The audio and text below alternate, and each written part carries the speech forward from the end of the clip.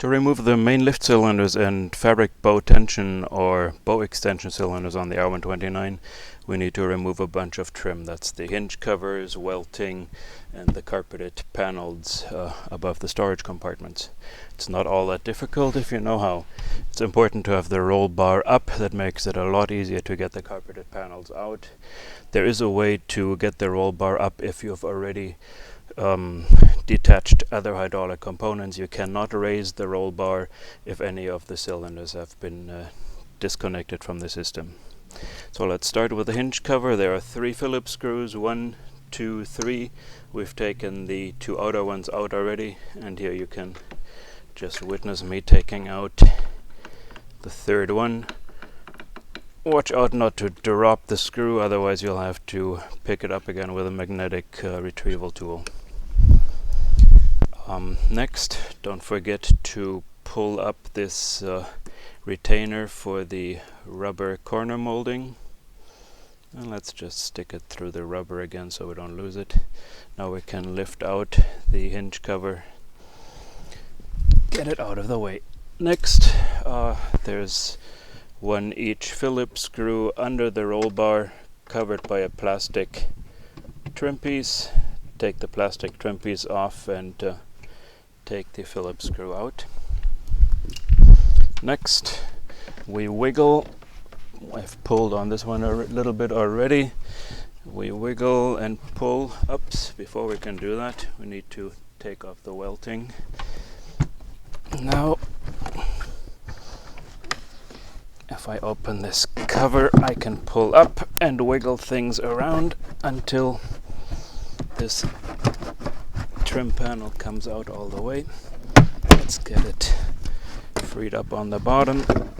With a bunch of wiggling, it is out. I'll show you the trim panels in a moment. Meanwhile, we disconnect the rear speaker, and here you can see what was important in terms of where the panel hooks up. We got some tabs coming down vertically into the rear firewall, and we've got some tabs on the bottom that we actually pulled up on. So you'll notice that 1 tab got stuck in here that we'll have to later push back into place. Pretty simple. If any of these tabs should be breaking on you, no big deal, you can glue them back in. So got this panel out, we'll do the same on the other side. On the driver's side carpeted panel, we have the plug connector for the rear defroster on the hardtop. To get that one out, we want to pull up on the wire. Now push out the bottom, pull down the top, and feed the whole connector through the panel. Now you've seen how we've pulled this panel out. It took some forward motion. The same is needed on the bottom. We pull the whole panel up and keep wiggling. Important to free this on the bottom. Pull up. The panel is out. For access to the bottom mounting bolt of the left main lift cylinder, here's the main lift cylinder. The bolt is down here, and it actually comes out over here. To access that one, we need to take the subwoofer out. It is theoretically possible to get a 14mm hex socket onto the end of this bolt right here after you take the plastic cover off this channel, but it's a lot easier if you cut out the subwoofer with the amp on top. You can take out this forward trim, but it can actually stay in place. You can figure out how to remove it. It's got some 8mm bolts hiding down here. To remove the subwoofer, we have 3 hex nuts, 1 back here, 10mm hex nuts, 1 here, 1 down here, and 1 down here. We've removed the 2 forward bolts already. Let's just take the rear one out. A couple more steps. We pull one wire and we pull the connector for the amplifier and take the amplifier wire out. There we go, it's kind of out of the way. Now the subwoofer is glued down with some really sticky mastic on the bottom, that's so that it doesn't rattle. And one way to pull it loose would be pulling very hard at this end. It's kind of back-breaking. The easier way to loosen it up is probably with a tire iron, and you want to find your way under this front left corner of the subwoofer and lever until you start hearing things cracking, and there it comes, the mastic is released. Nothing broke. It sounds scary, but it did not break. So now we can lift the subwoofer out and you can see how it was glued. So the end of my screwdriver is pointing at the lower mounting bolt of the driver's side main lift cylinder, and it sticks out maybe another inch forward into this channel guide.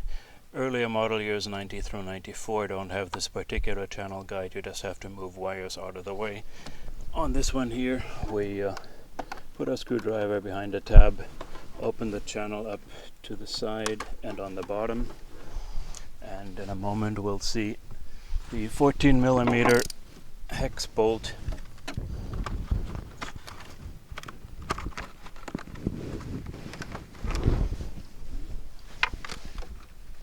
right here, the thing with the X on it. So 14mm socket,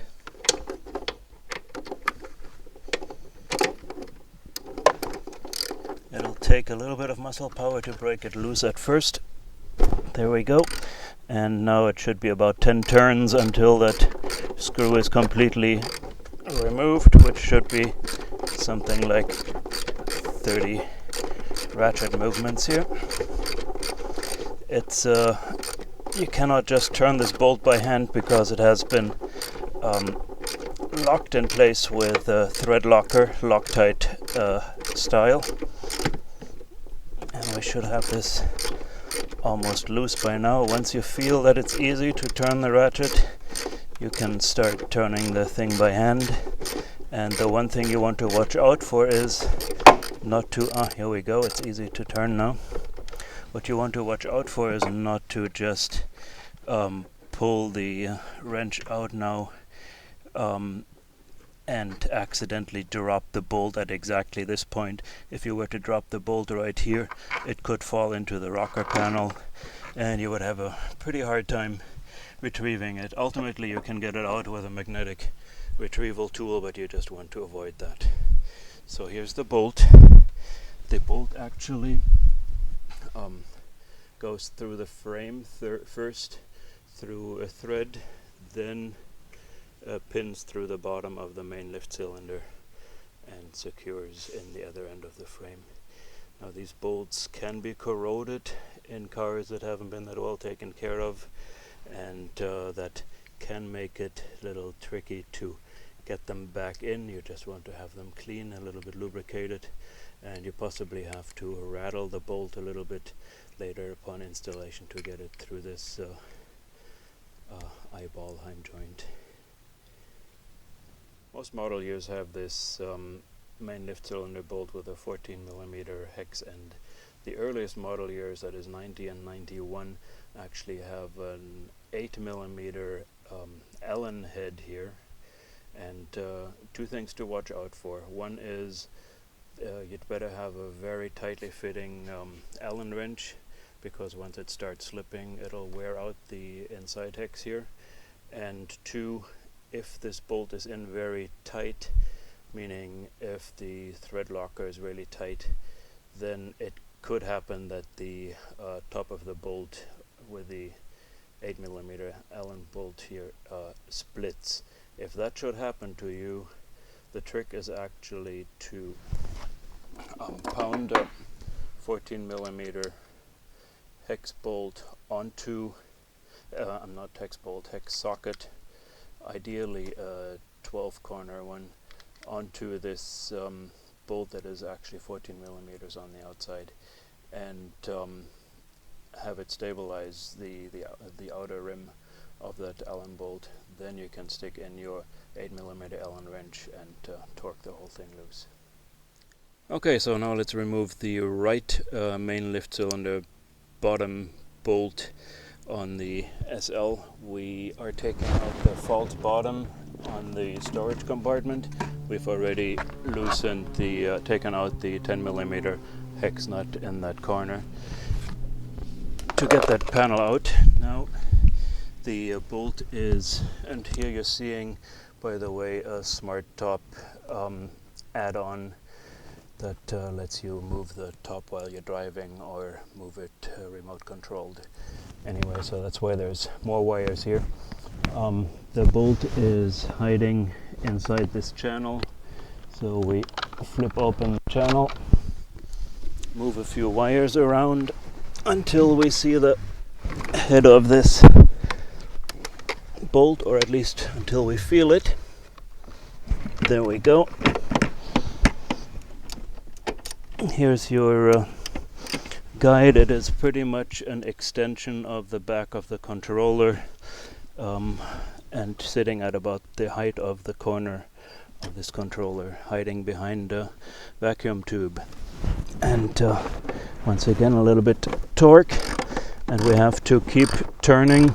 It takes about 10 full turns, so that's at least 30 or 40 ratchet movements.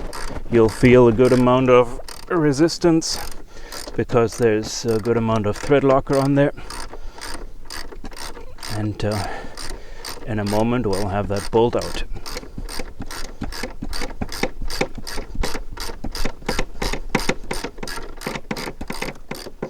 Now it's free spinning,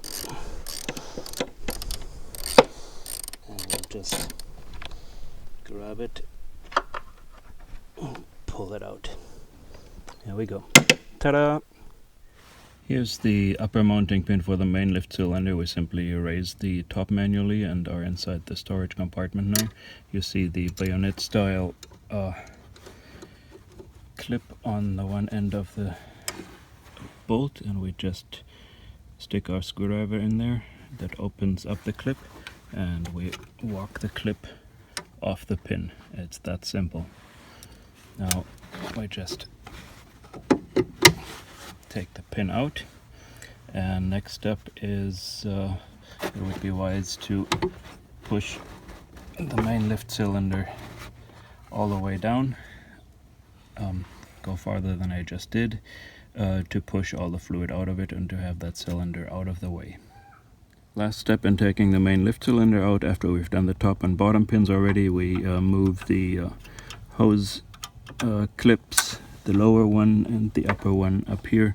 It may require a little bit of tapping or wiggling. These can be in pretty firmly.